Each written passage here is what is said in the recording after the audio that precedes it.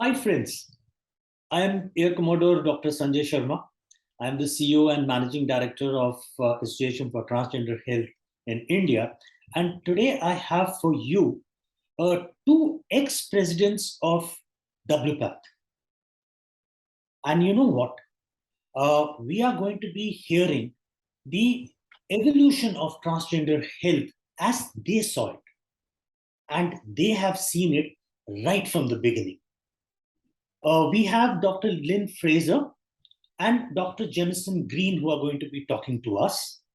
But I'm going to tell Dr. Lynn to take over because she knows best and she is going to be here in India too, Lynn. So I'm going to ask you to put Dr. Jamison Green on the spotlight, and we want to hear more about the transgender healthcare from as Dr. Jamison Green sees it.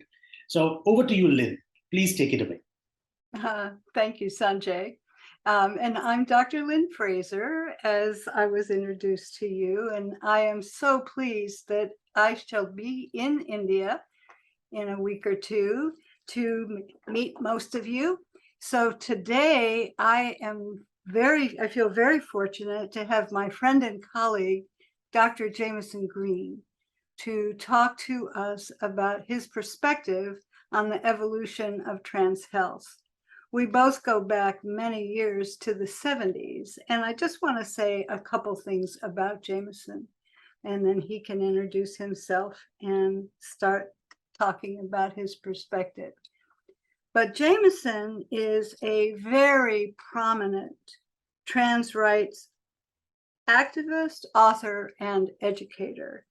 I think of him as a person who's been around in the field from the very beginning of, well, not the very beginning, but the beginning when it became an academic field. And that was in the 70s.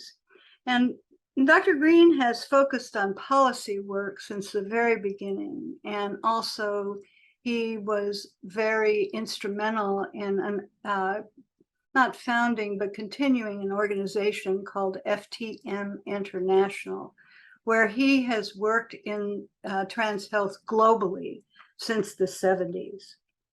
He's an author of a book called Becoming a Visible Man, which is used in textbooks and also by trans people and educators and providers globally. It's his story, both from the point of view of his personal experience as well as professional experience. He's a legal scholar. One of the few people living openly as a trans man from the 80s, I believe. And it's hard to put into words what he has contributed. Without further ado, then, I'll turn it over to you, Jamison, and you can say anything more about yourself or start talking about your experiences. Well, thank you, Dr. Lynn. I'm very, very happy to be here with you and with Sanjay also. I'm very happy to be here with everyone who's watching this.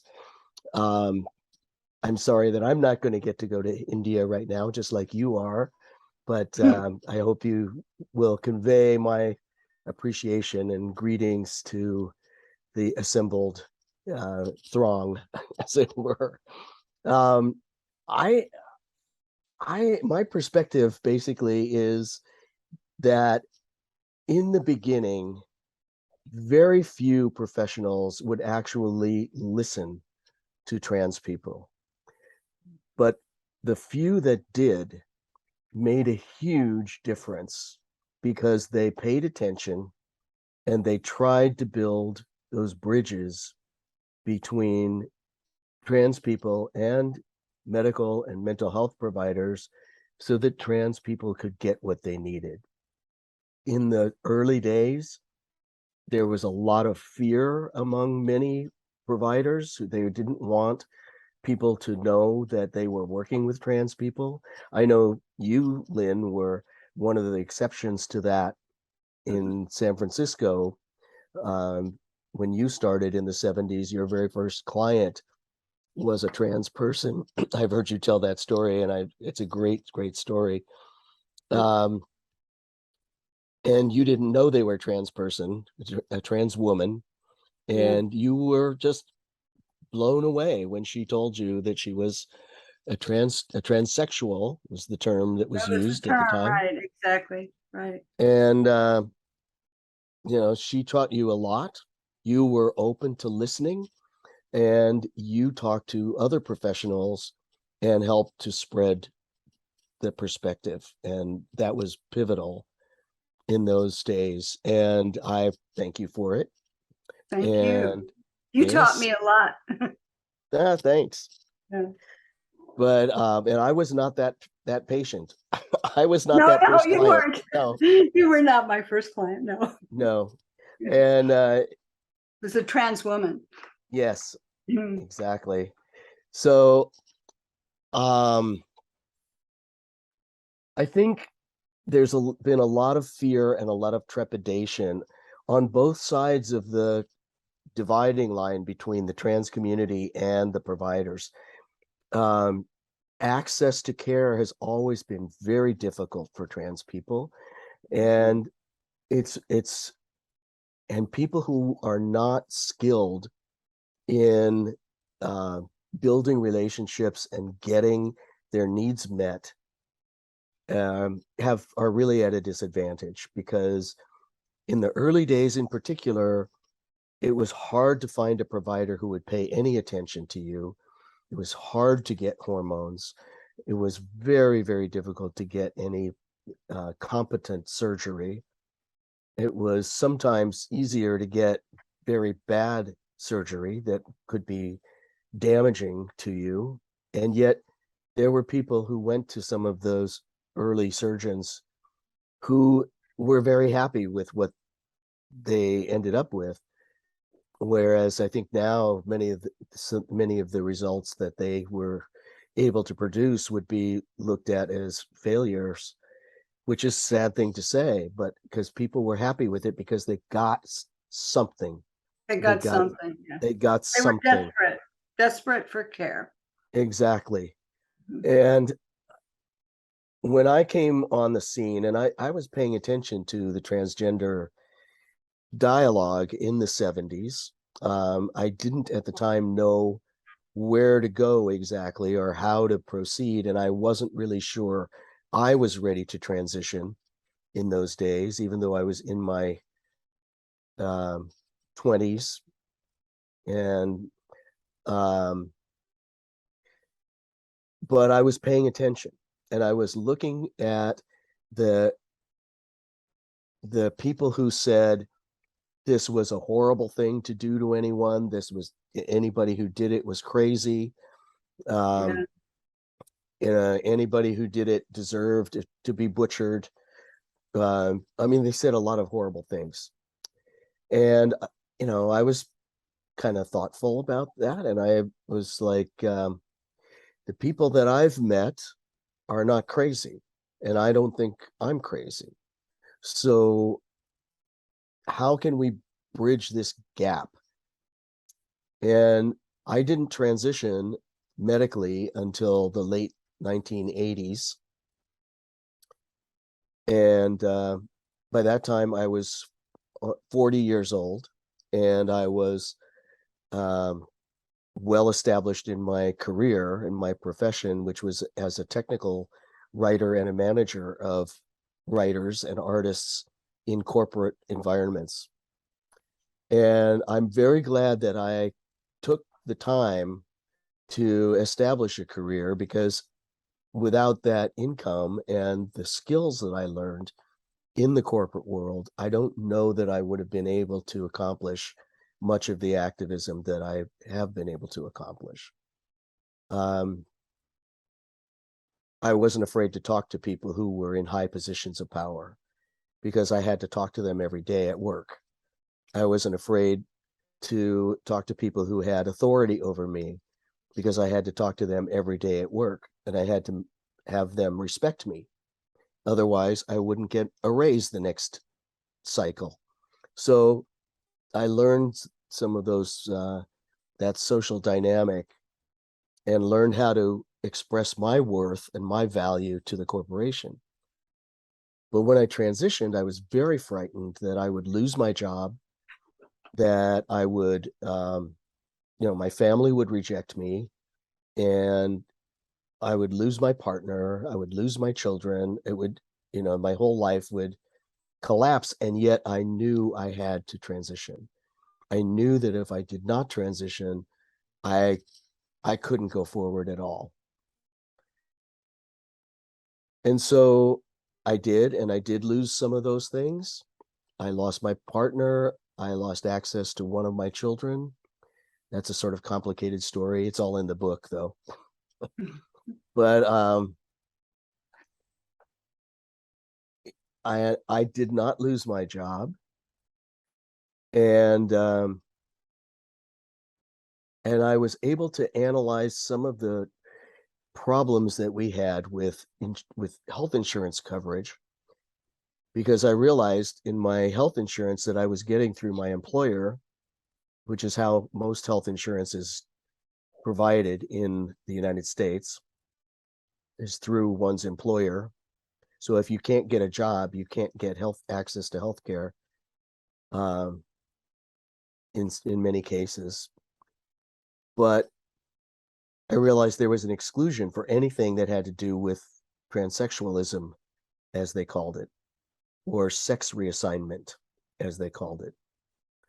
And so I started thinking about how to change that. And I realized that as an individual, I had no power. But the customer of the insurance plan is the employer. So the trick is to convince the employer that it's a good thing to ask for that exclusion to be removed when they make their contract with the insurance carrier. And so I thought long and hard about how that might be implemented. And I ended up leaving that employer. I ended up doing some other things, working some other places. So I didn't fight that battle there, but I got to think about it a lot.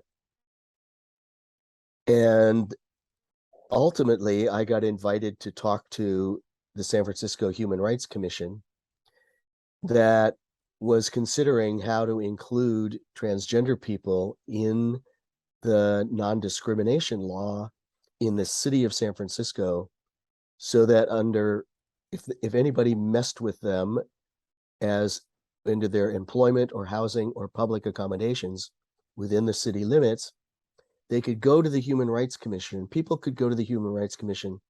People who are covered under this law could go to the Human Rights Commission, file a complaint. The Human Rights Commission would look into it. You might get your job back. You might get a settlement. They might have to do education at the job. But they mostly focused on gay and lesbian people, and then a little bit on bisexual identified people, and people with HIV, because this was in the 1980s and 90s. The HIV epidemic had been a big, big influence on public health. And doctors working with HIV patients were finding out that transgender women were among the people who ended up hospitalized because of HIV. So they were starting to realize that there are transgender women out there. And transgender men died of HIV as well, but they weren't as visible. So anyway, so some of the doctors were getting, in public health, were getting to be alert to trans people.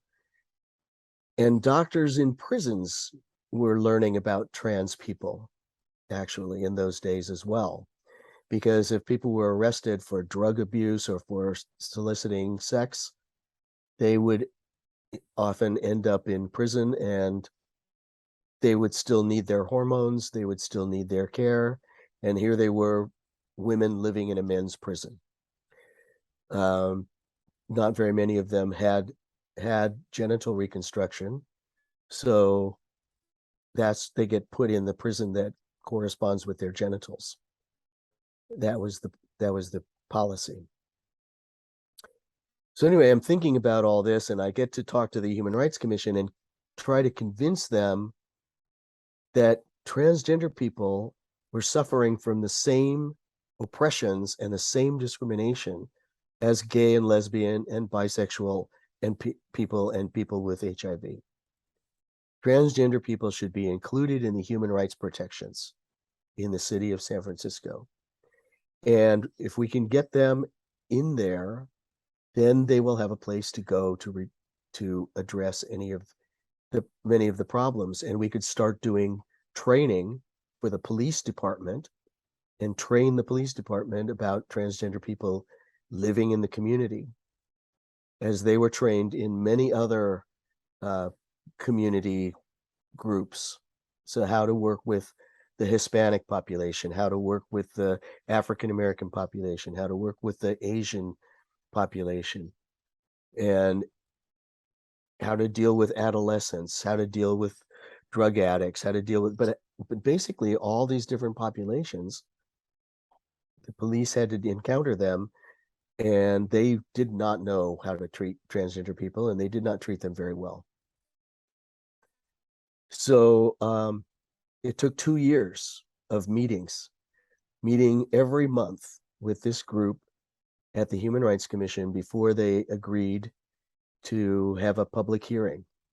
So something that I always try to talk to activists about is to be patient.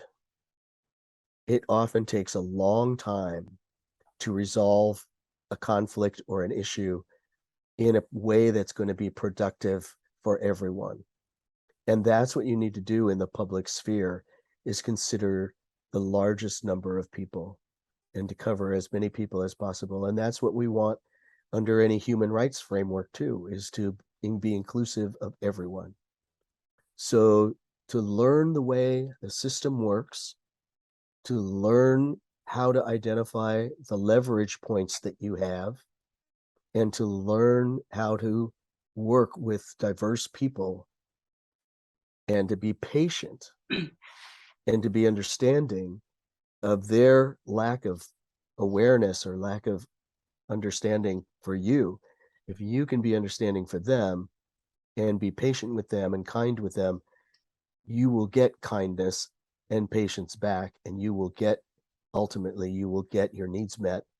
You will get the policies in place that you need, but it takes time. It takes time and patience and understanding and willingness to dialogue with people who, Jamison, yeah, I yeah, wanted to say a couple things based on what you're saying and ask you sure. a couple things, because you have gone from the very beginning and moving to, and you touched on different themes that I think are important in terms Great, of growth and expansion in history.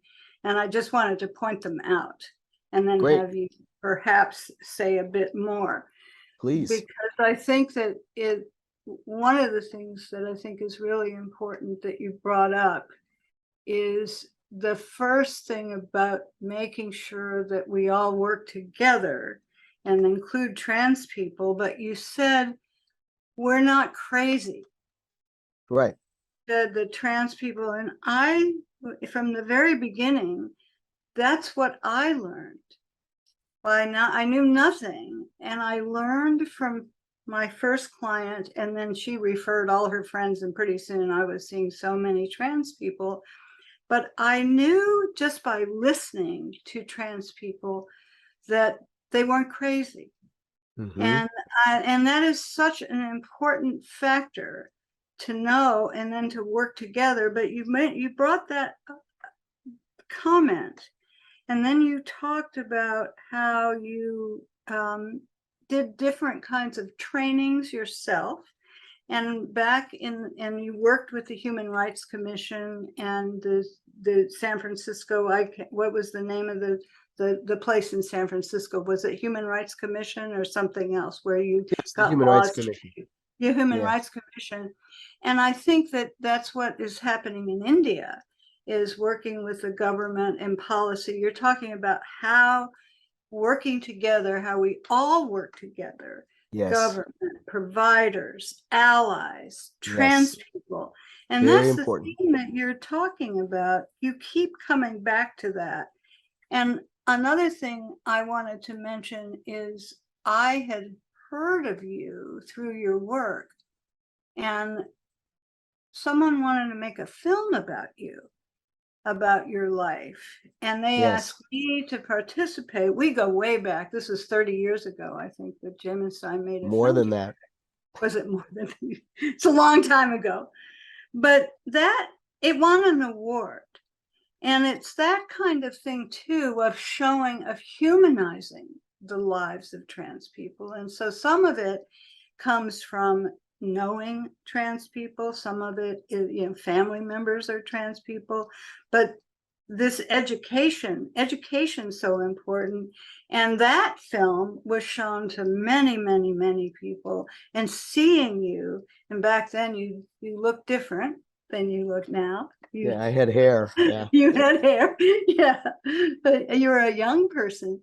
But at any rate, I just wanted to mention the themes of listening, working together, training, being patient. You mentioned Yes. that. Now I'll turn it back to you, but I just wanted to point out the things, the themes that have already emerged in just your reporting, what you experienced. Thank you. I appreciate that. I appreciate the summary, and because it helps me move to another section Yeah. of experience, and there are two places I want to go. One is into the community of medical providers, and the other one is into the community itself. So let's start with the community itself. And in the early days of the FTM group, which stands for female to male, it was started by a trans man named Lou Sullivan, who did identify as a gay man and did die of HIV. He died in 1991. Mhm. And within that group, there was a great deal of concern for privacy and confidentiality, and no one wanted to be known as a trans person. Yeah. Yeah, and anybody who did have access to any medical care, what the doctors would tell you was the goal is to become normal. The goal is to make a transition from male to female or female to male. Right. There's only those two things. Mhm. And you make that transition, and no one should ever know. That's when you know you've been a success. You made a successful transition because no one knows you're trans, and no one can tell that you're trans. And maybe you have to leave your home. Maybe you have to get a divorce if you're married. Maybe you have to leave your children. Maybe you have to find a new career. Maybe you have to move across the country or to another state. But that's okay. And you get rid of all your photographs from your childhood, and you know, break off it with your relationships with everyone you know. And I said to when they told me that, I said, that doesn't sound very healthy. Hmm. That it really does not sound very healthy. Yeah. And they said to me, well, if you think you can manage it, transitioning at work, for example, where you never know who knows about you and who doesn't, most people can't deal with that. If you think you can do that, go right ahead. And that's what I did, because there's no way I was going to pretend that I was someone I wasn't. Now, it doesn't mean that I tell everybody that I was trans, or that I used to have a female body. There's no way I would talk about the name that my parents gave me. But if anybody did know and asked a question about what's it like to transition, or how are you doing in your transition, how are things going for you, I would talk with them, of course. But I didn't make it an issue. I didn't I didn't ask for anything. I just did my work. and tried to keep as low profile as possible. I did talk to all the people who worked in my department, and of course my boss, and those were the people that I spoke to directly. And I said, if anybody asks you any questions, tell them I'm happy to talk with them. They should just come and see me. And nobody did. Oh, But I did hear stories from my staff that people would say things to them, like, what's it like working for a freak, was one comment that one of my employees got. And they said that they told them that I was the best boss they'd ever had, and that that there was, that if I was a freak, then they'd take people like me over the people like them any day. good. Yeah. Wow. So, people didn't approach me directly, but they would approach my staff. It was kind of interesting. Yeah. Because people are afraid because they think, I might do something crazy. Speaking of crazy, there's a little story. There was a man who had his office on the same floor that I did, but he was in a different department. And he went to his HR, his human resources representative, who incidentally was someone that I had worked with for 5 years at another company, and who knew me well, and knew that, and I had told her that I was transitioning.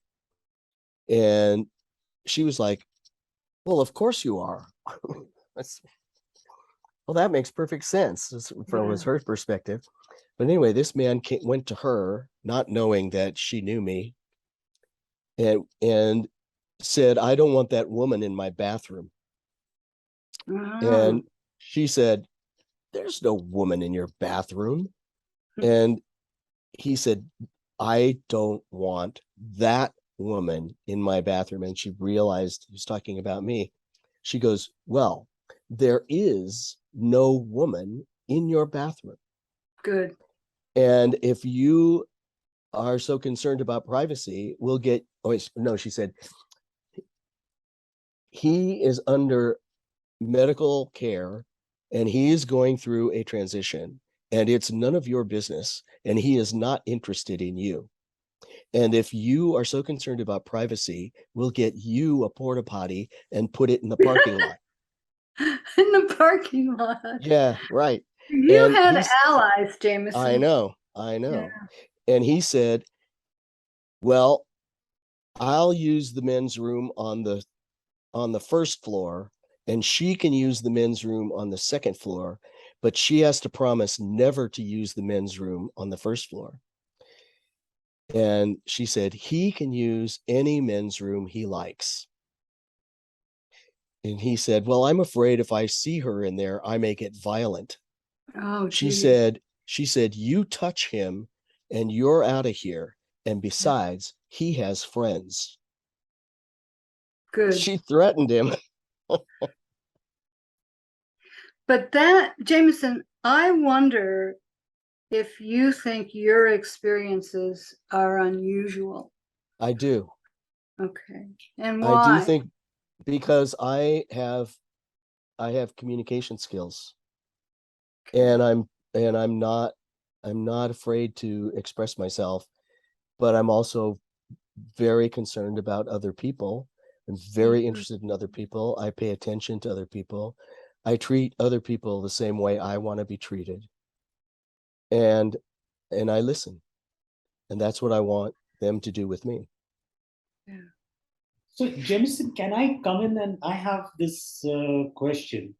Yes. What would your advice be to employers? Because now it's 2022, and especially in a country like India, where we have laws which say that beware, if you're going to discriminate, you're going to be punished. And also we have a section of people, and these are very talented people. This is a very vibrant human resource. And so it makes good sense for people to make space So, what would your advice be to the employers here in India? Well, that was a battle, and it still is. I mean, there's trans people still have problems finding work sometimes. But if you have talent and if you have capabilities that fit into a workplace environment, a particular company, maybe you're an engineer, maybe you are a programmer, maybe you're an artist, a designer who can do graphic design that, I mean, there's a lot of ways to contribute. Maybe you're good with people and you can be a receptionist, you know, maybe, I mean, who knows? But the thing is to get employers to realize that if someone can tell that someone's a trans person, all they have to do is say, she's a good employee. We made the best hire. They need to be unafraid to stand up for their trans employees. And I think what we fought for here in the United States for a long time was to get people to realize that trans people were worth employing, and that Yes. if not every trans person is perceived as a trans person, people have these ideas about what trans people look like and what trans people behave like, and that doesn't have to be true. There's so much diversity. Yes, there's a tremendous amount of diversity, and we made the case, and we pressed for a long time to make the case that diversity is a strength for a corporation, for a workplace. You get diverse ideas, you get diverse talents, you get diverse skills. And you get creative ideas that you can move your products forward or change your way of operating that make it more efficient, because you get somebody who can think that way, who can solve those problems. Trans people are very resilient, and trans people are very persistent, and they can be very loyal employees if you allow them to contribute and to participate and let them be themselves. And you get that from anyone with whom you inspire loyalty, or from whom you inspire loyalty. And we had an organization here called the Human Rights Campaign Foundation that's based in Washington, D.C., that actually started a project called the Workplace Project. And they had an instrument called the Corporate Equality Index. Right. Yeah. And the Corporate Equality Index actually was developed by a gay man in San Francisco who happened to be a friend of mine. And he sold the instrument to the Human Rights Campaign Foundation on the condition that they always include transgender issues. Good. So the index measures what a corporation's, how well they're doing on their inclusion for LGBT people. So all lesbian, gay, bisexual, transgender people. Now it's LGBTQ plus. So we're trying to be as inclusive as possible. But so that index goes out every couple of years. And at first they only had a few employers that would participate, but they went after some of the largest employers in the country, got them to participate, and then more and more employers are participating. We have about 2/3 of the Fortune 500 now participating in the Corporate Equality Index. Great. And if you don't have a non-discrimination clause, if you don't include trans people in your diversity education programs, if you don't offer trans inclusive healthcare coverage, you cannot score 100% and go on the list of best employers. And so all the employers are very competitive. They want to be on that list. They want 100%. Jamison, the way you're talking, it sounds like you see a lot of positive changes over Oh, time. yes, Could I you do. tell us what they are and what challenges we still have from your point of view? I mean, there's a long, well, I'll let you answer the question. Well, I think we still have, there are people who still believe the things that we faced, you know, almost universally in the 70s and 80s. You know, the feeling that trans people don't belong here, trans people should be excluded from society, trans people are crazy, they should be locked up, you know, whatever, all those Mm. things. There are still people who believe that. We still have them here in the United States. But we have more people now, many more people who understand that that outlook is wrong, that trans people are human beings. They have as much right to exist as anyone else.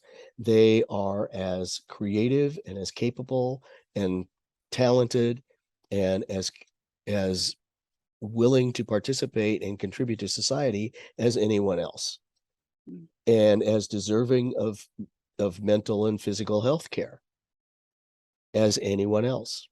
And so we have more people who will stand up and speak for us, but we also have a new generation of trans people who are younger than I am, who saw people from my cohort start to step out and be public and be aware and do the education, and they realized they could too.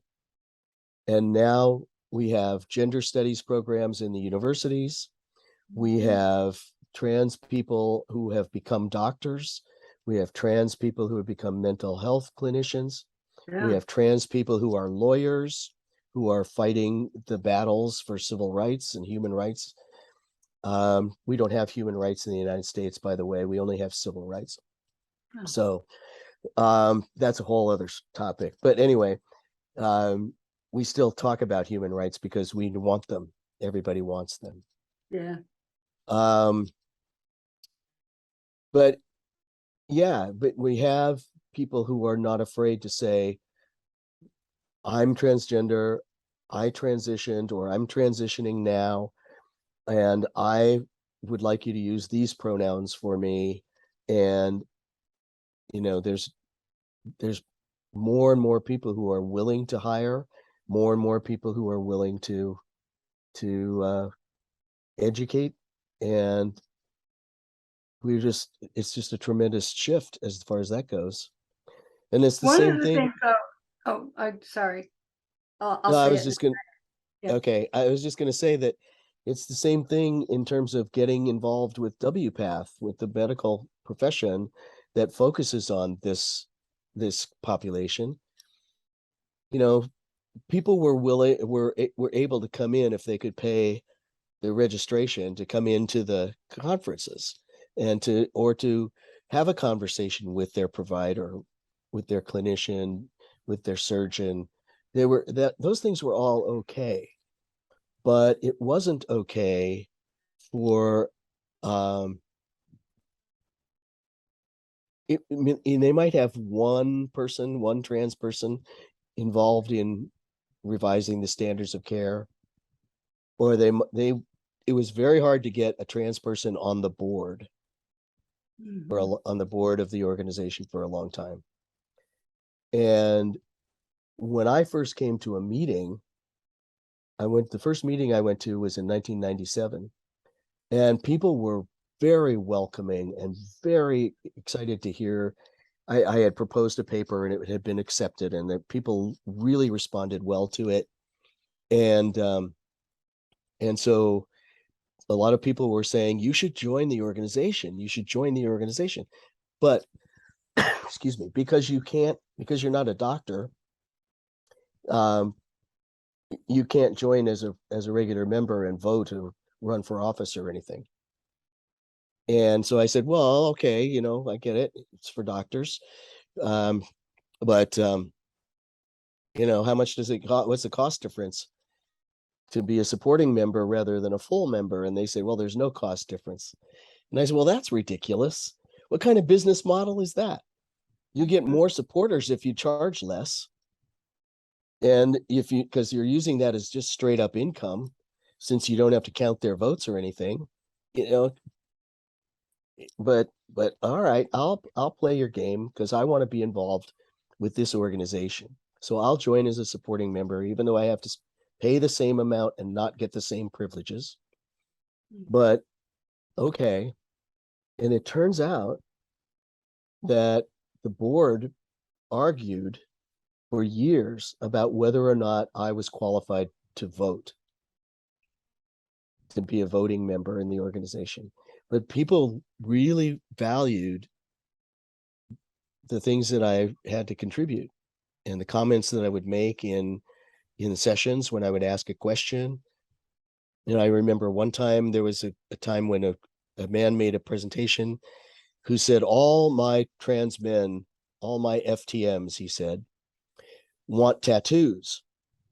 I haven't seen one FTM who didn't want a tattoo.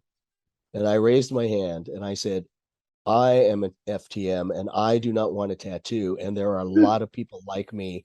And I wish that you would change your perspective about who we are as individuals. And people applauded.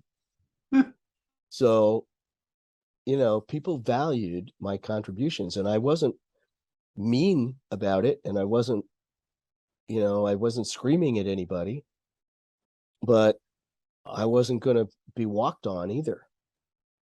And people really appreciated it. So ultimately, the board decided that I could be a voting member.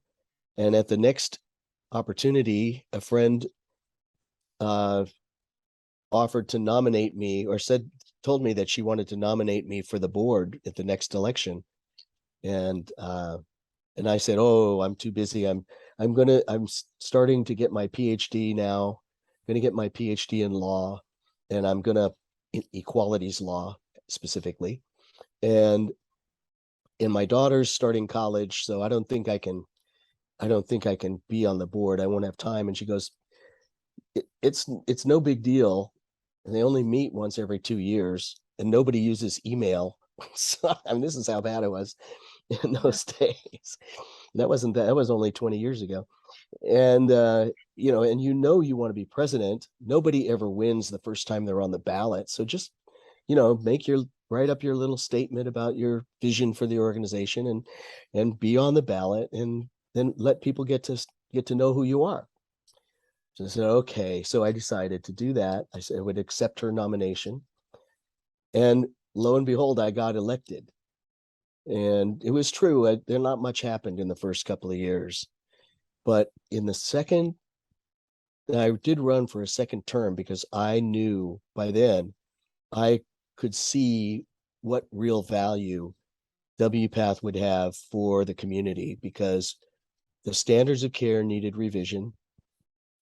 And we needed a professional voice that could actually weigh in on some of the issues that were clinical, that pertained to our rights, our civil rights, in as parents, as employees, as people who were suffering discrimination.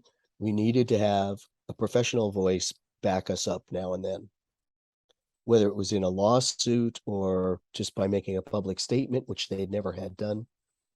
And, you know, so I decided I was going to run for a second term. And so that term began in 2007.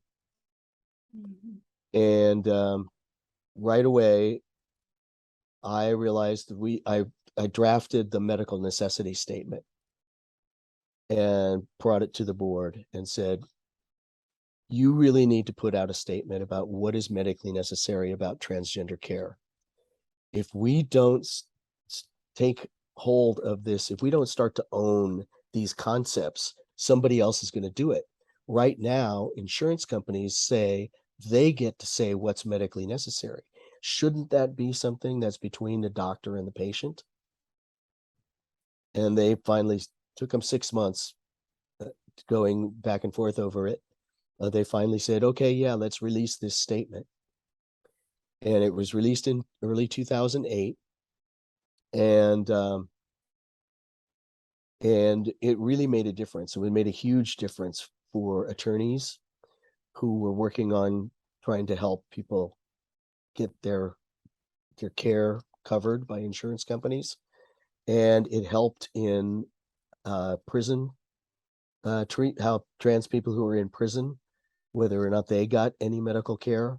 It helped in all kinds of situations. And so the board realized it was being helpful, and they said, oh, you should write some more statements. And you wound up writing all our statements, as Yeah. I recall.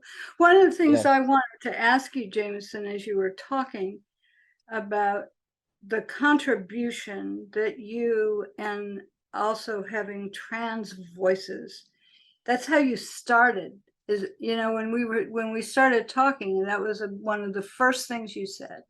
Right. You Trans need voices. trans voices Yep. involved, and in the standards of care, in policy, in the organization, to be able to speak up, but to do it with patience. I heard that come through. I mean, even though I know that it's the change needs to happen yesterday, Yep. doesn't. But It can't sometimes. what do you think, over all the years that you've worked in the field, is the most important or significant change, if you can, I mean, because there are so many, that you've seen that you would want to tell our counterparts in India, who are certainly not where we were when we started, and they've only been, I think Sanjay said, what, 2017 or something, the act. So they want to hear from you in your perspective, that so that what they're doing, they won't make some of our mistakes, but at the same time, they're ahead of us from way back then. I mean, what would you want to tell them? What would you want to say? Yeah, they're really ahead. They're really ahead because they have legislation already that protects them. They already have a third gender option in identity documents. They already have some medical attention, but possibly not enough. But I think it's really important that trans voices are at the table while policies are being developed, not just reviewing them after it's done, not just screaming and screaming to get it done and then being left out, but sitting down as an equal, as a colleague at the table with other policymakers in whatever arena, whether it's government or a medical clinic or anything, where they're making a policy or a workplace as well, where they're making, even schools, yes, where they're making policy that affects trans people. Trans people must be at the table. Okay. Because the trans perspective is what is being attacked by policies that don't take trans people into account. And when they say, well, we're going to try to do it, we're going to do our best, we'll probably, it probably won't be perfect, but it's better than nothing, so let's just do this. And then what they do accidentally is make it harder for people, because they don't have a grasp of what trans people's actual experience is. So to get those people to actually invite trans people to the table, trans people have to be willing to participate in the system. Do you have, I really like what you were saying there, and that's so important. And I wanted to know also, do you have anything to say we haven't talked about this, and that is to families. You know, we've been talking about trans people the whole time. And this is not just a transition for individual trans people. Families are deeply involved. And I remember when I first started in the field, families were so ashamed. I would talk to a mother of a trans person, for example, and she would first question, is this my fault? Did I do it? What did I do? And then they would be wanting me to help the child or the adult, if it was an adult or a young person, a young adult. How could I help convert them to talk them out of it? Talk them out of it, yeah. And what we're talking about is, one, we started out by saying, you started about trans people are not crazy, and you're a great role model. But how do we help families of trans people, one, recognize that their family members are not crazy and blah, blah, but also they go through a transition. They have to deal with issues. They have issues, and many of them are even afraid to now. Some of them are afraid to even speak about their own needs because they want to be supported. So I just wanted to know if you had anything to say to family members in India. Well, I thank you for that question. I really appreciate it. Yes, indeed, families go through a transition to family members. Anyone in relationship with a trans person who wants to stay in that relationship, whatever that relationship is, will go through a transition right alongside that the trans person. And I think it's very important, not just for trans people, but for families too, that examples of successful trans people are available and, you know, and are obvious, are seen, are, you know, are elevated so that people can realize that, oh, well, maybe my child can get a job someday, you know, or maybe my husband actually will be a successful woman, or maybe, you know, whatever. But I think so examples of successful trans people in the media, in you know, in the news, in various educational settings, very important. Educational settings, you never know who you're educating. You know, when you come in as a guest speaker, or even if you're the formal professor, you don't know who you're educating, and you don't know how far your message is going to be carried outside of that classroom. And that's why it's important to include trans people in educational settings, either as teachers or as guest speakers. But to know that if you're going to have trans people as a guest speaker or as a group of guest speakers, you need to be ready to contain the dialogue that goes on afterward if people are insensitive or rude or simply unconvinced that these are human beings. That's an important responsibility that the teacher, the instructor, must take on. And not all are equipped at this point. So we need to teach the teachers how to talk about trans people, and what values do we bring into the classroom that we want our students to carry out with them. And I always go for kindness is one of the most important values that we can impart and share with other people. So, because that opens you up. If you can be kind, that can open you up to all kinds of experiences, all kinds of diversity, and allow you to be present with people who are different from you. And that's one of the most important things that's going to advance civilization. Let me just say that. I guess that's also very important that we as the educated segment of society start converting knowledge, like transmitting knowledge to the young minds.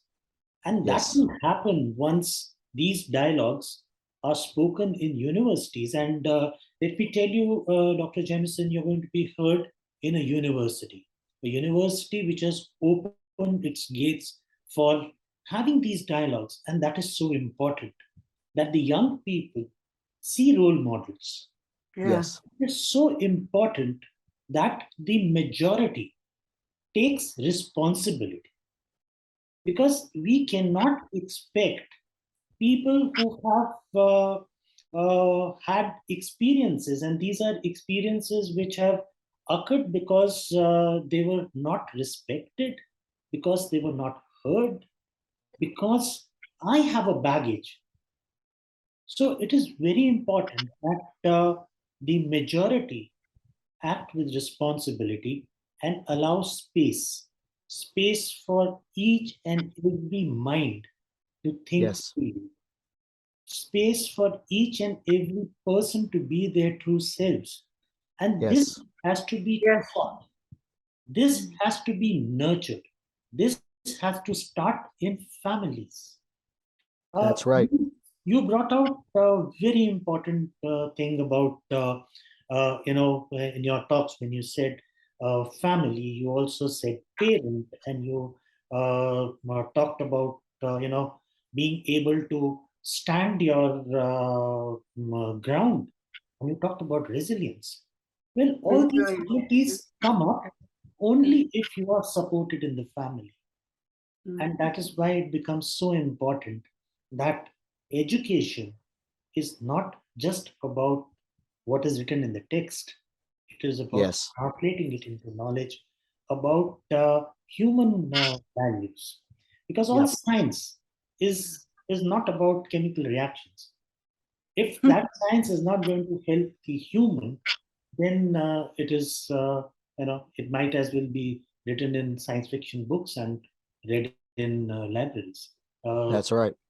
I have one question for you, Jamison, and I want you to tell us, because you've been, you've been through it, and you have stood up for what you thought was right. You have also affected change. There are two things that are that we face in India. One, we think that things are better outside. You know, that is, Oh, that is the thing that we always have, and we have so many young voices who say, oh, I just want to run away. I want to go outside where I am heard better.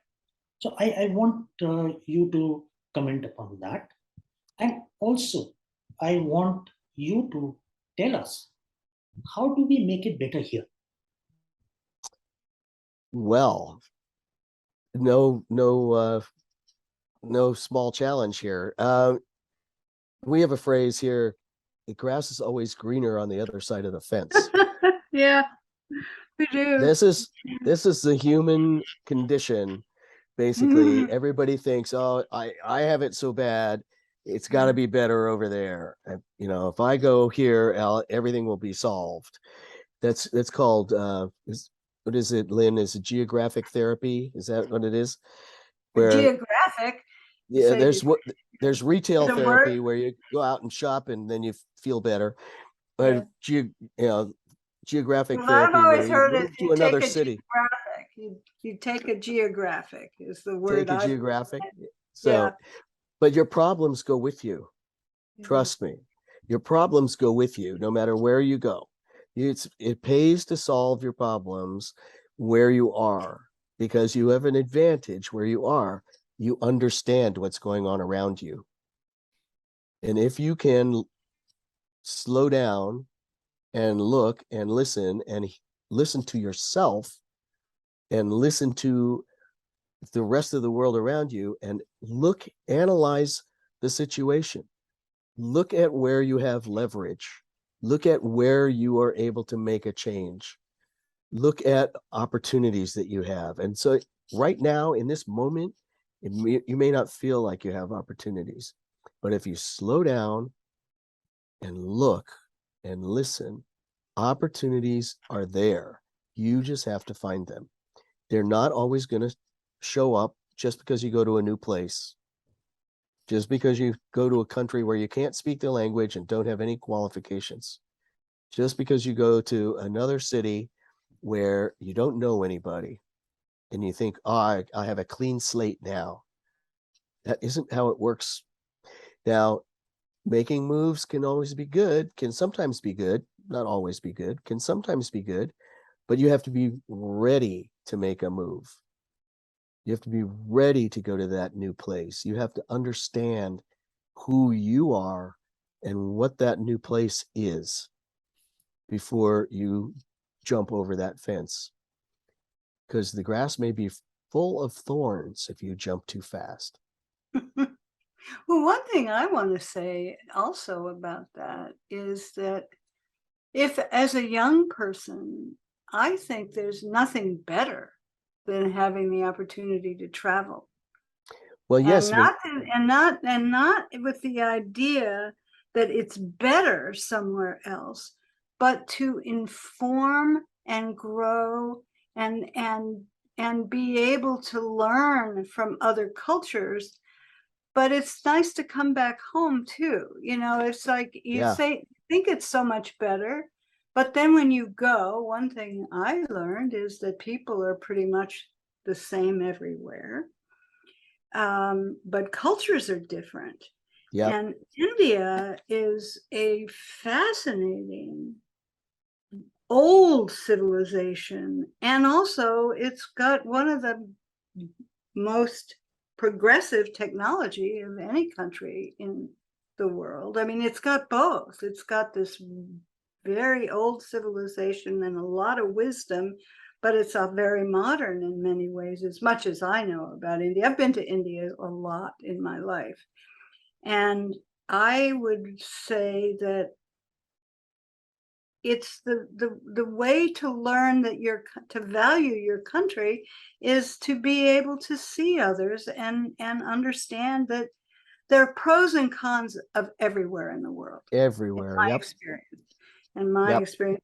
And so how you make it better in India, I think one of the ways is to have youngsters travel and look, and but with the idea of coming back to India and with what they've learned, but also it's so important to value what you already have. You know, I mean, I think that's what you were saying too, Jamison, is to yeah. be It's important appreciative to of what, recognize what you have and yeah. understand yourself Hmm. too. So it's, yeah, I think you're absolutely right. Travel, if without pressure, if you're not trying to survive in that travel, you've got your survival needs are met. If your Yeah, survival needs are not met and you're just running away, that's a totally different thing. yeah, yeah. So It's a very complicated question, Sanjay. it, You it's know, a it's very complicated question, but I think from my experience, the best way to make a change is to understand what are the you understand your goals, understand the goals and motivations of the obstacles. What are your obstacles? And then look for your opportunities to get inside, to get on the other side of that obstacle, or to develop a place of leverage, a point of leverage, which is usually done through an ally who's already in that system, and develop more allies, get stronger. That increases your strength. That increases your leverage. That increases your ability to make change. But you have to be patient. If you're going to really that's that make a change, patient, you're going to have to patient. be patient if you're going to make a change that lasts. Because if you make a very serious demand and make it very strident and loud and you have to change right now, what you end up with is something that has to be done over again, because you won't end up with something that works. You're just going to end up with something that's trying to get you to stop yelling. And it's not going to be what you really need. Does that make sense? Yeah. So what I'm hearing is that understand the process, support people, be kind. Yes. Yes. At the same time, encourage the community to participate, get them Yes. along so that we build on what is put in a proper fashion, build it in a fashion which will put us on the right path, and not Yes. leave us hanging, and then again wait another 10 years for something else to happen. uh, Right. that brings me to one change which has happened even in WPATH. And being on the board, I see it so much that firstly, the voices are being heard, and there is a shift for WPATH to look at other parts of the world where people are not as privileged to be Mhm. becoming members or uh, Yeah, have Right. those kind of deep pockets, and how to work so that this knowledge gets transferred to where it is needed the most. And Right. we're talking about 1/5 of the world population which resides here. that's Yes. amazing. We Yeah. have the standards of care version 8 which has been out, and that is so much better than what was there earlier. So much of thought has gone in, and I Yes. want you to tell us a little about what you think about this new standards of care, and how you would want us to implement them in our country. That is something that we can use this platform to tell the audience over here. Okay. So I think the new standards are very good in that, first of all, they've removed arbitrary age limits. And I say arbitrary because they're just things that make people feel comfortable when it really has nothing to do with actual medical care. Every body is different. Every person's level of adaptability is different, and whether people are ready or not to actually undertake some part of a medical transition is different from person to person. I mean, some people need to wait until they're 40. Some people are ready for a social transition at age 4. It's but it should be their ability to work that out with their healthcare clinician, their mental health clinician, their the professional team that's available to help them, to make sure that they are ready when they think they are, to make sure that they get the right care, the right level of monitoring, the right level of care, and that they are able to educate the people around them so that to give them continued support, and people can move forward in a productive way. I know it doesn't always work that way, but I think the standards of care that we have now, if people would actually read them, because there's a lot of considered uh, discussion about each and every aspect of a medical and social transition, and to think about what's being said by all those professionals who authored it. And there's all the references are listed. The whole thing is 261 pages. It's like huge. And I think that there's a lot of food for thought in there. And it can be used as a tool by itself, just as it stands, to help leverage awareness and understanding among government, and other professional organizations. But to adapt it to the Indian context, which is entirely appropriate to do, each chapter should be reviewed and considered as to its applicability to your culture and to your systems that are providing care. And I think that you'll find places where things may be overstated and that you're not quite ready for, or things where you'll go, oh, we already have that in place. And that's good. And that, just knowing that there are things that you already have that are stated in there, helps make that document stronger if you need that document to support you in petitioning the government, for example. And you say, well, look, it's right here in the standards of care. This is globally recognized document that, and so we're already halfway to where we need to be. And, we can easily make this adaptation and move forward for ourselves.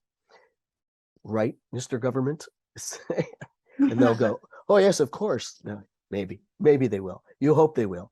But it's the dialogue, it's the conversation that you have to have, so that those people who are making policy get educated by the transgender voices and the voices of families of transgender people, the voices of employers of transgender people, the people who have the capacity to be our allies and build that bridge to people who don't know who trans people are. Thank you for bringing that out, Dr. Jamie. And there's another aspect which comes to mind, which is of training, because we are now, we have, so to say, the text, we have knowledgeable people, but if we want to really progress further, I think training is something which we should be talking about. Your views on that? Training for medical providers, For all, or for who? not only medical, for the social scientists, for the students, for the families, for the providers, for the government officials, the bureaucrats. Yeah, And all training. Okay. trainings. Yeah, training is absolutely crucial, and it's hard because people often don't think they need training because they have their preconceived notions about who trans people are. And it's I've found in a lot of the training that I've done in the corporate world and in, for police and for doctors and lawyers over the years, that I don't tell them I'm a transgender person right off the bat. If I convince them somehow that they need this training, that it would be helpful for them, because either there's a law in place that says that they need to not discriminate. So how are they going to know if they're discriminating or not? How are they going to know how to stop that discrimination? How are they going to know how to prevent a lawsuit against them for violating the law, for example? So I get them to realize that, okay, yeah, I guess we could use this training, and I guess we can afford it. So I'll schedule it, and this will be great. We'll be happy to have you. So I go through my talk, and about 2/3 of the way through, I say, so I am a transgender man. I transitioned. I was born with a female body. I transitioned in 1988. I was an engineering group manager at Sun Microsystems when I transitioned, and I had no difficulty whatsoever. And they go, really? You? Yeah. So what do you think transgender people are like? What do you expect? I mean, I've had managers say to me, well, we don't need to have that training here because we'll never hire anybody like that at our company. We just wouldn't make that mistake. And I'm going, you probably already have. You probably already have trans people working at your company. You just don't know it. They go, really? Yeah, it's you just have to be, and you can't pound on them to get them to want to be educated. When you order people to go take that training, they don't listen. They don't want to know. You have to make the connection, a human connection that makes people curious, makes them interested. And then you have stand a better chance. Not everybody in every classroom or every training room is necessarily going to be interested. There's no way to guarantee that. But if you can get a few of them to catch on, and gradually you can possibly bring other people along. It's a long, hard slog when people have preconceived notions and they don't have any reason to jettison those notions. They will hold on to them because that's the easy road. And so you have to be persistent and, again, patient on making those inroads. But yes, I think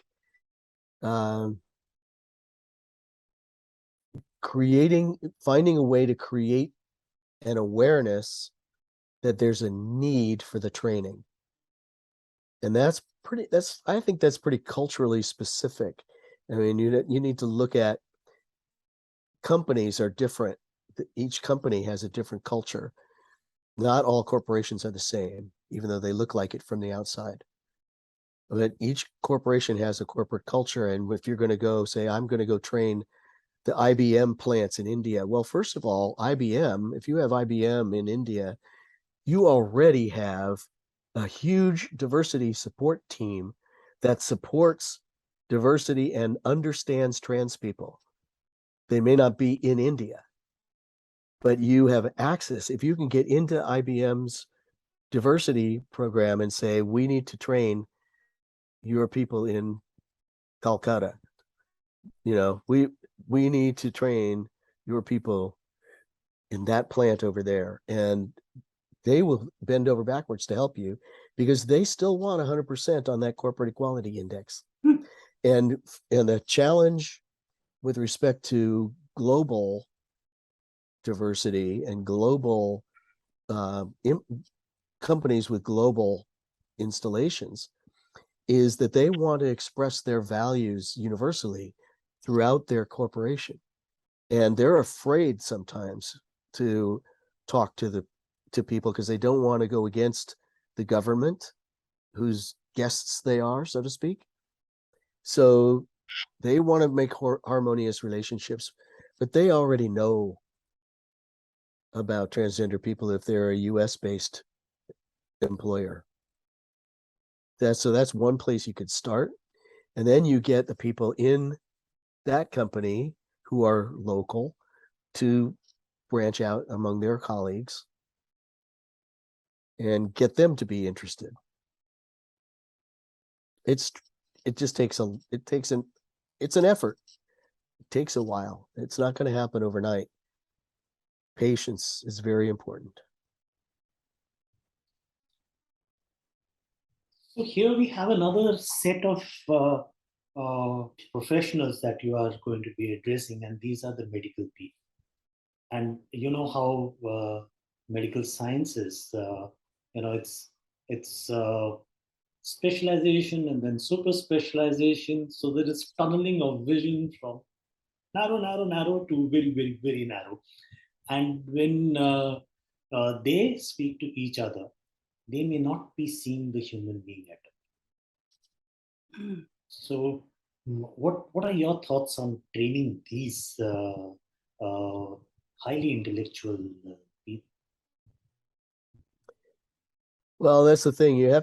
It's funny because people have ideas about gender and sex, and you need to explode that up, explode those concepts, and so they become very large, and there's a lot of space between all the aspects of it.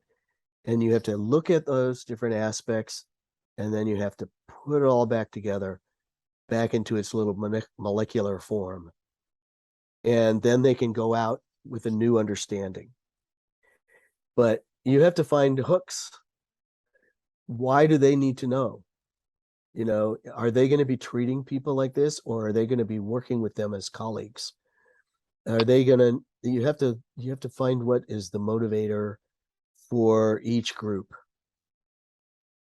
and figure out how to make that impact. So I don't know. It's just, I think everybody should be trained. I think it should be in medical school.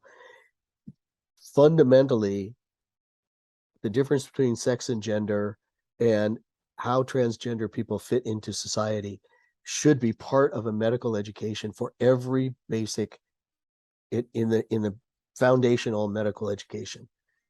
You know, then you go off into your specialty, but at least you've been exposed.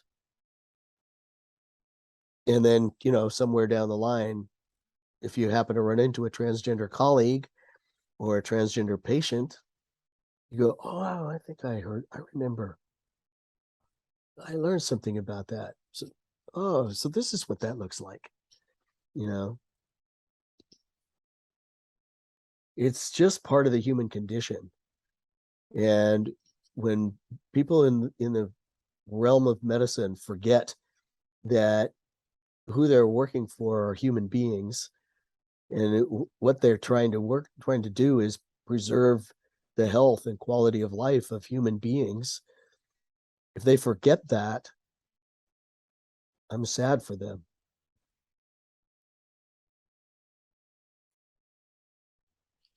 That's where we need to. I'll back for the medical fraternity over here.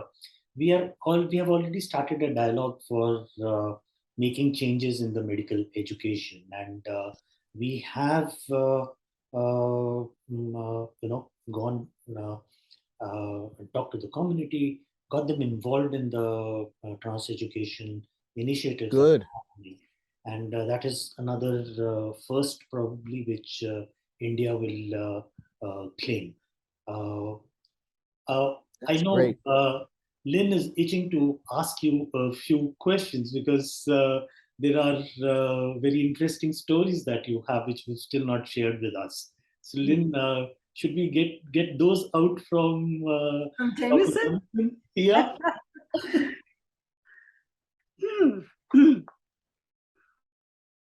Gosh, I've gotten so involved in listening to a more serious conversation. And Jamison, is anything coming to your mind? Stories that you think you would like to share? Oh gosh.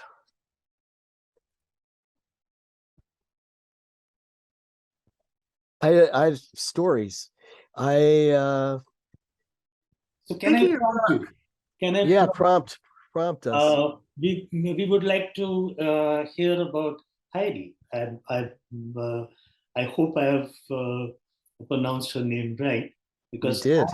I had a lovely time interacting with her. And why don't you tell us about that and how that came to be? You mean about my relationship with my wife? Oh, how did I meet my wife? Is that what the story you want? How I met my wife Heidi. Yes, I was going to a conference about workplace issues. It was not quite LGBT because they were trying to be LGBT inclusive as this national conference on workplace issues for lesbian, gay, bisexual, maybe transgender people. They had a couple of trans women speak at this conference previously, but they had never had a trans man speak. And so I was invited to conduct a workshop session. And I came in on a red eye flight. So I was very tired. And then I found out, I was thinking I could take a nap, but no, I found out I have to present in the very first group of workshops. So I was already upset. Then I said, well, I'll look at the program and I'll find out where I'm going to present. And I went there and it was the tiniest room in the whole complex. It was such a tiny room. It wasn't as big as my desk. It was a tiny room. And I thought, oh, great. So this is what they think of my topic. Wonderful. So I was really, really angry. And then I realized they were starting a session where they're going to, an opening session. They wanted everybody to be in this one big ballroom. And I went in there, and in the back of the room, they had vats of coffee. And so I go, yes, that's what I need. I need coffee. So I went back there and I sat down facing the coffee vats. I wasn't even going to face the stage because I was angry. And so I'm drinking coffee, and then some announcer says, and now I want to introduce, ladies and gentlemen, we will introduce the director of Out and Equal Workplace Advocates. And she was somebody that I actually knew because she was from San Francisco. And I sort of involuntarily turned around and saw her at the podium. And then I turned back away, focused on my coffee. And then she introduces the national co-chair of the conference, Heidi. And I said to myself, oh, great, Heidi. And I kept drinking, and I didn't even turn around. I wasn't even going to look. But I noticed, how could I miss it, that the whole auditorium was stomping and cheering, and they were clapping, so hard, and cheering and yelling and yay, Heidi. So, but I still didn't turn around. And then she spoke, and it was as if phosphorescence went through my body. And I thought to myself, who is she? Heidi. Who is Heidi? And I turned and I looked and I thought, oh, and she's beautiful, and she's articulate, and she's funny, and her politics are right on, and people are responding to her. She's very warm to the audience, and they're loving it. And I said, she is amazing. And then I realized how far up above the podium her head was compared to the woman from San Francisco who I knew. And I said, and she must be 6 feet tall. She's never going to be interested in me. And I turned back around How to the tall are coffee. you, Jamison? We can't tell. I was, at that time, I was 5'4", and now I'm 5'3".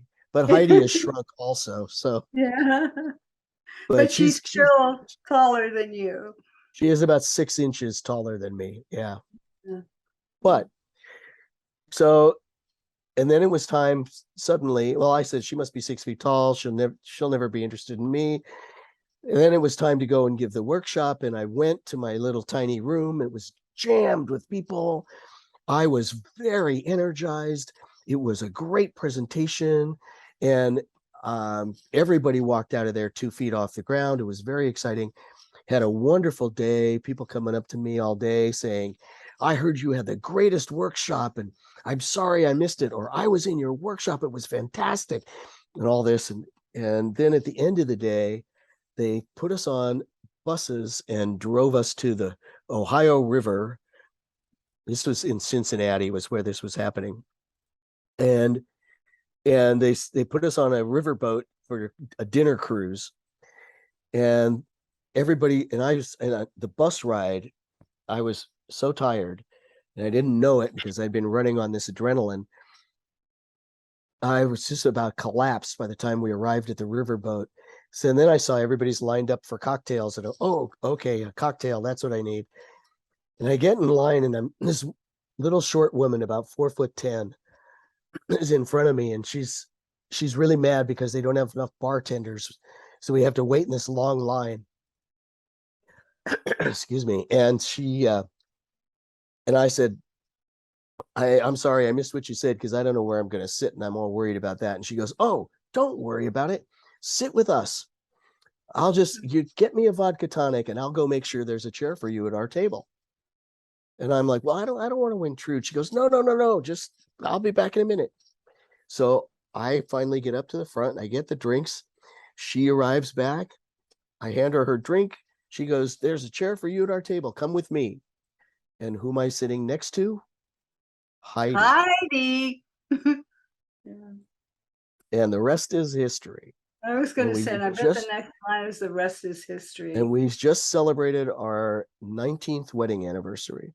Oh, And have been God. together for 21 years now. That's amazing that it's gone that fast. Yeah, I remember, know. I remember when you got married. Yeah. 20. I did not know it was that It was many. 19 years Oh, ago that we got married. wow. Yeah. Well, congratulations. Thank you. But she had never met a trans man before. Hmm. But I said to her, I said, we didn't really have much time to talk to each other at the conference, except at the dinner. And then we had arranged to have a phone call 2 days later. And I was going to call her at this appointed time, but 15 minutes before the appointed time, she called me. And I thought, this is unusual. So, I went out to my car. We talked for 2 hours. And as I was at work when she called, and we talked for 2 hours. And at one point she said, well, how tall are you? And I said, I'm not. And I said, how tall are you? She said, well, I'm 5'10". Now she's 5'9". So she still has 6 inches on me. But anyway, and I said, oh, and then she said, but she goes, I have an aunt who married a man who was 6 inches taller or 6 inches shorter than she is. And I said, oh, so this runs in your family. Okay, then. Uh-oh. The beginning. Yeah. So she's great. She's a really strong activist for bisexuality and for bisexual people, and also for anti-racism, and particularly she does a lot of work with Black-led organizations. But she and her parents worked with Cesar Chavez when she was a child. So she comes from a background then of really experiencing diversity. Yes. And civil rights. And so the Yes. fact that she fell in love with a trans man is not surprising given her background. Right. Yeah. Yep. And what her values are, her beliefs. Exactly. And then you, of course, meeting you. Yep. Sanjay, do you have more questions to ask Jamison about? Because I'm trying to think of We stories. can go on and on. Like Jamison's got a host of stories which would really enthrall anybody. And what we need to do is to get you here to India. And, hope that the audience here experiences meeting you in person. And let me tell everybody, that's a whole new experience altogether. Yeah. I know we have to let you go. You are busy, and it's a very unearthly time for you. So thank you for taking out time and giving us these very important lessons. The lessons of telling us that there is space for everybody on this planet. That's right. All we need to do is to understand each other. Yeah. All we need to do is to take information and convert it into knowledge. Take knowledge and convert it into human values. Because Yes. after all, That's so true. what is going to go. Also, we need laws. We need policy. We need infrastructure. But Right. all that's only going to work if we are going to focus on the human being for whom That's right. made. Thank you so much. It was a lovely, lovely interview. Very honestly, I can keep you there for hours, but I'll have to let you go. And Well, thank you so much. It's a great honor. Yeah, with the small promise from your side that you're going to be visiting us and going to be telling us about law and ethics, because that is another very important topic, which Jamison does so well. And we Yes, have a it does. master class where Yeah. we need to learn how to get policies ethically and how to have Mhm, laws. mhm. Thank you so much. Thank you, Dr. Jamison, and thank you, Lynn, for being there throughout. And again, I just wish to remind the audience that Lynn is going to be with us in India. She's going to be there for the IPATHCON 2022. She is the keynote speaker, and she is going to be telling us about the evolution of transgender healthcare through her eyes. And she is a very well known mental health professional. The things which she did not talk about herself, she doesn't talk too much about herself. Mhm. And she's still practicing, that's something phenomenal. I am She has Oh, already, good thank stories you. too. I'm already I have a lot of stories, practicing. right? Yeah, Yeah, yeah. thank you so much. It's lovely to have Thank you. you, Sanjay. Thank you. Thank you.